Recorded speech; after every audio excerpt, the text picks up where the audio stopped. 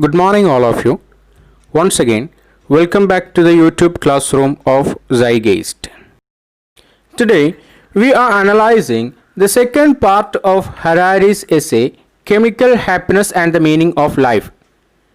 According to Harari, the hormones which generate pleasant sensations in human body have played a significant role in human evolution because hormones encourage or discourage survival and reproduction.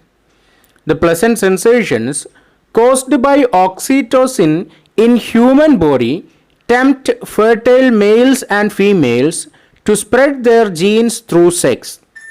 If sex were not accompanied by such pleasure, nobody would get attracted to the opposite sex and nobody would engage in sexual intercourse.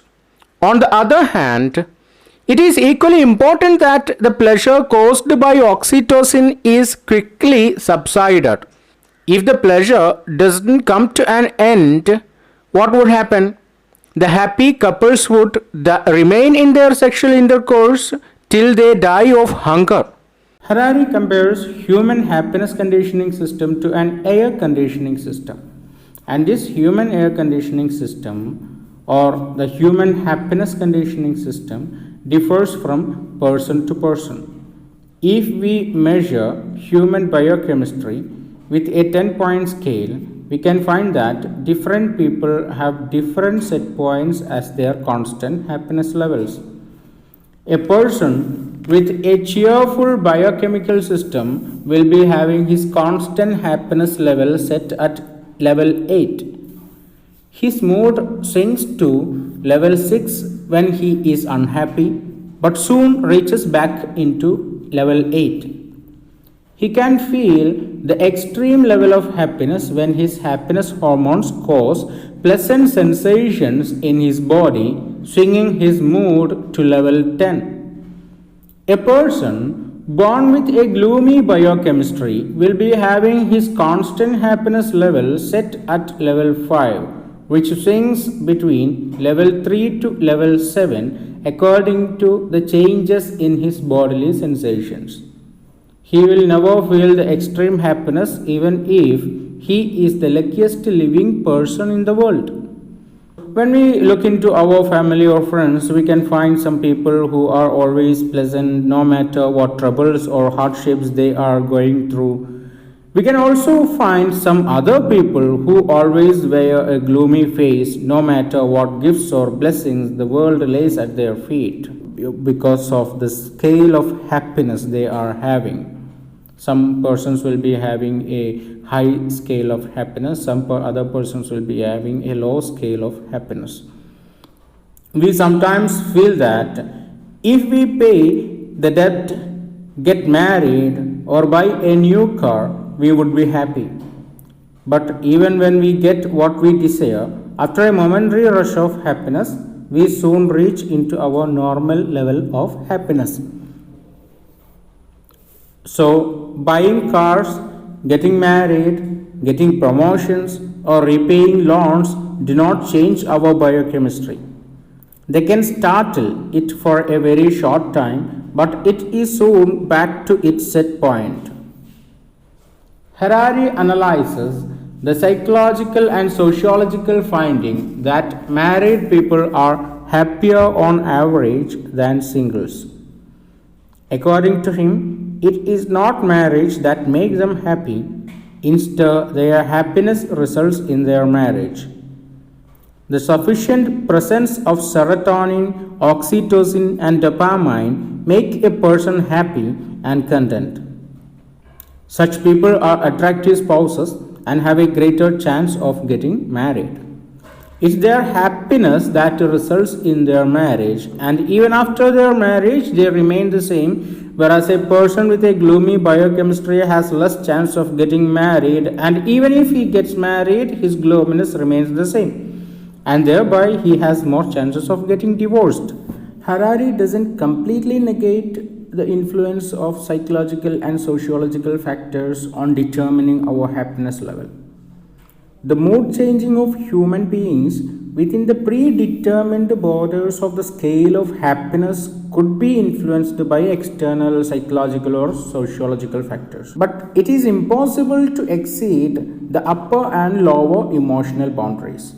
So, the marriage or divorce can have an impact in the area between the upper and lower limits.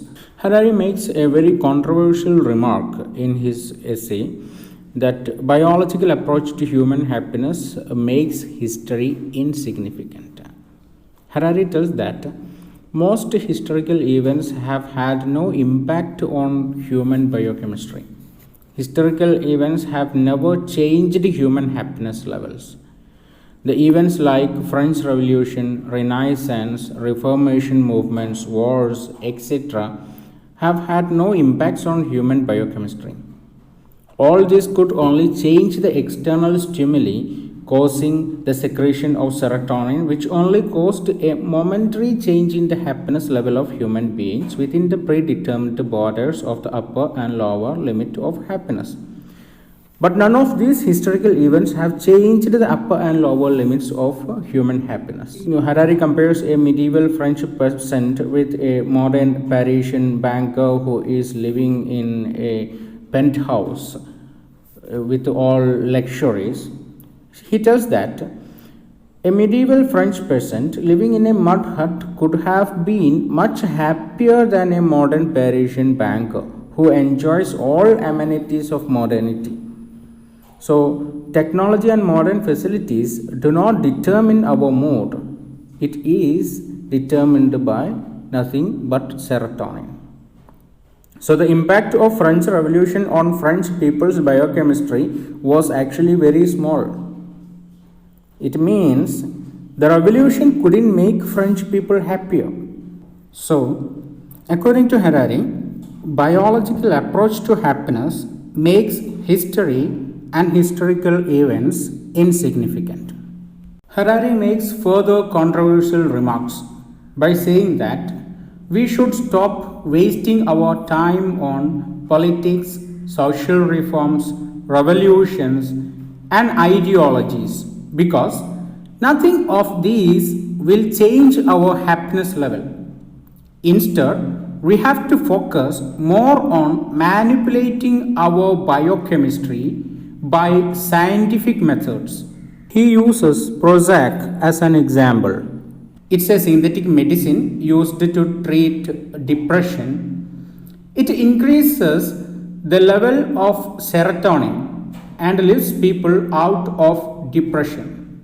So, these kinds of medicines or drugs should be used to increase the happiness level of human beings instead of focusing on politics, social reforms, or revolutions or ideologies. Harari says, lasting happiness comes only from serotonin, or dopamine, or oxytocin. The only way to make people experience a high level of happiness over an extended period of time is to manipulate their biochemistry. Harari then makes a scary opinion or a horrible opinion that there is nothing wrong in using a psychiatric drug to make people happy. So that even if the government is the worst and the most oppressive one, no citizens would make wars, revolutions, strikes, or demonstrations against the government. The drug would make them happy all the time. He mentions Aldous Huxley's dystopian novel Brave New World as an example for an ideal world in which the government provides a synthetic drug called Soma to the citizens. Each day, each person takes a dose which makes him happy the whole day. Harari says that happiness is not the surplus of pleasant moments over unpleasant moments. Instead, it consists in seeing our life as meaningful and worthwhile. That's why the hardship of bringing up a child becomes the reason of happiness for most of us because it makes our life meaningful. The task of bringing up a child actually involves lots of difficult tasks like changing nappies, washing dishes, and dealing with the temper tantrums of babies. But still, we find it a happy or pleasant thing because we find it meaningful, like we are nurturing a new life. Harari's findings do not favor modernity. According to him, medieval people who had strong religious beliefs might have been far more happier than modern secular people because they believed in God and they believed in the afterlife, so they could find meaning to their present life. The modern secular people have nothing to expect in the long run because they do not believe in God and they do not believe in the afterlife. Harari finds no meanings to human life as a whole. Any meaning we ascribe to our life is just a delusion. The meanings a scientist, a humanist, a nationalist, a soldier, or a religious man ascribe to his life is nothing but delusion. Harari concludes by saying that happiness is a synchronizing of one's personal delusions of meaning with the prevailing collective delusions.